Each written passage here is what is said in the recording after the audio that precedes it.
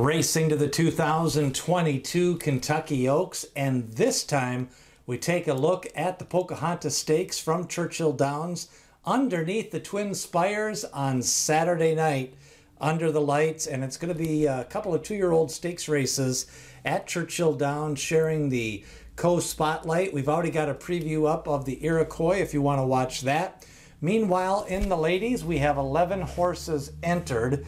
None of them are stakes winners, but we don't have any maidens in the field. And we've got horses shipping in from Colonial Downs.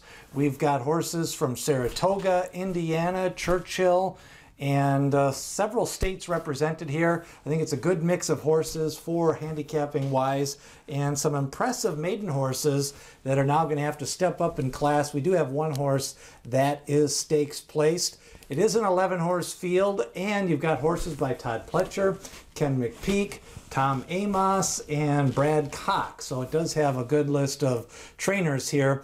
Wanted to take a look at 5 main contenders here. Goddess of Fire came out for Todd Pletcher and came out running. Picked up a nice win, the daughter of Mineshaft, out of a mare that has produced some other winners. This one, last time out, picked up only the neck victory, but I liked the way she did it, and she did it at a higher class track at Saratoga. On the 1s and 2s, debuted a winner. That was at Churchill Downs, then came back in a couple of stakes race. Now, the last time out, she lost to a pretty good horse at Saratoga, turns around after a little bit of a layoff, and is going to be sharp in this spot. 5-2 for the 1s and the 2s, as she is going to be taking some money on the tote board. An impressive winner at Indiana Downs was Majestic Dioro for Brendan Walsh. Spaced her to the sire. He was lightly raced, but he was fast. Interesting thing about this one is Chuck and Mary Beth Sanford own this one. They've had some good horses in the past. Have had a horse in the Kentucky Derby. A different trainer this time with Brendan Walsh. And this is a homebred who won by 5. Morning line on Majestic Dioro is 8-1. Knees and Chips is 8-1 morning line. Thomas Amos ships this one in from Saratoga, but she won over the Kentucky circuit at Ellis Park. Meanwhile, Miss Chamita, a big win the last time out, came from off the pace and won by 6 lengths. Brett Calhoun sends it out, Hidden Connection. He does well at Churchill Downs, the fairgrounds, also at Ellis Park. And this one, I thought Hidden Connection had a speedy win, 7.5 length victory in the victory, and that was at Colonial. And rounding out the field on the outside, I wanted to talk about Joyrunner, 8 length winner in her second lifetime start, won her debut by a length, has been bet down in both races, 4-1 in the debut.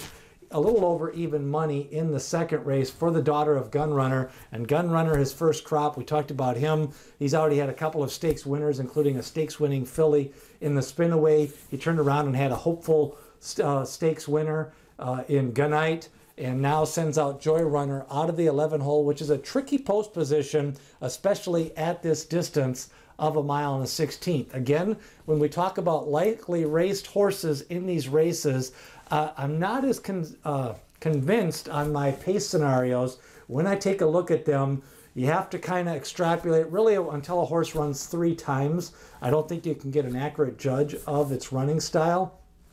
When we look at some of the grade 1 races for older horses and 3-year-olds once they've ran, then I'm a little bit more confident in putting my horses in an early presser or sustained profile. But remember, the early horses are going to be up front early, forwardly placed. I'm looking at Hidden Connection and Goddess of Fire in that spot. Meanwhile, the pressers, couple of opportunities here to sit just off the pace, Majestic Dioro and Maxine Machine.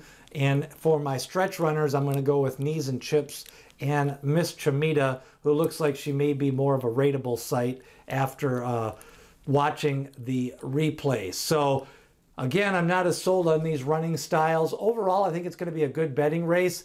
I'm not so sure the favorite here on the 1s and 2s is going to be a solid favorite. Might be more like 3-1. I'm going to go with Majestic Dioro, 8-1 morning line. I like this filly's impressive victory. I like the connections. I like the speed figure, and I think she's going to be a little bit of a price on a board where I don't want the favorite in this race. So Majestic Dioro is going to be my top winner selection. On the exactas, I'm going to play her Over and under Hidden Connection and Joyrunner. Joyrunner probably going to come down a little bit from that morning line with the connections, and Gunrunner off to a hot start. A lot of people are going to be talking about that connection after his 2 winners at Saratoga for stakes winners. Interesting race in the Pocahontas. Don't forget, we've got a preview up of the Iroquois Stakes Saturday night under the lights, Churchill Downs. Hit subscribe and share this video with other horse racing friends. If you know people that like to play the horses, and especially the Kentucky Oaks and Kentucky Derby prep races, this is the kickoff of the Kentucky Oaks 2022 series. 32 preps on that road. Tell them about the channel, Derbyologist. Just search for it on YouTube. And we continue to race you up to the 2021 Breeders' Cup.